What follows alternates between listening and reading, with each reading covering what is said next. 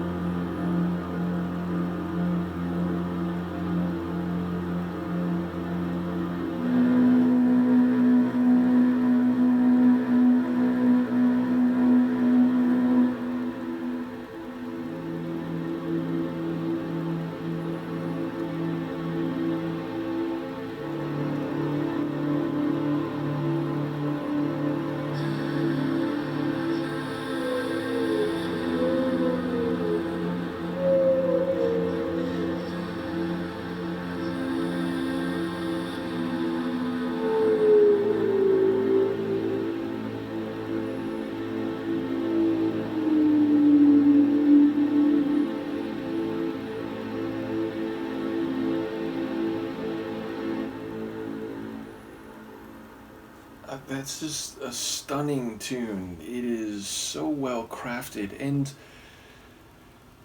ambient, that it's like true ambient, meaning I listen to a lot of Sybient, which is ambient style music, but it's often down tempo, meaning it has percussion, it has a certain drive and rhythm to it. I feel like true ambient, where it's devoid of kick drums or notable percussion, like without drums, I mean, it's harder, I think, to write well. It's a more challenging genre where you're essentially creating a soundscape, but without the benefit of a catchy rhythm or a popping snare or a thumping kick drum. So this is a very impressive piece, which again, a lot of the sounds are on the lower end, and these big kind of sweeping bass, not even pulses so much as like waves that go through the track, and there's a bit of electricity in them, so it's not like a symphonic piece of ambient. It is like a keyboard electronic piece of ambient, though with like natural sounds. Like the styling of it is sort of natural, even as it clearly has like some electricity to it. It's stunning. Now there are those female vocals, again, sort of breathy and ethereal, which I'm guessing that's Sally Potter.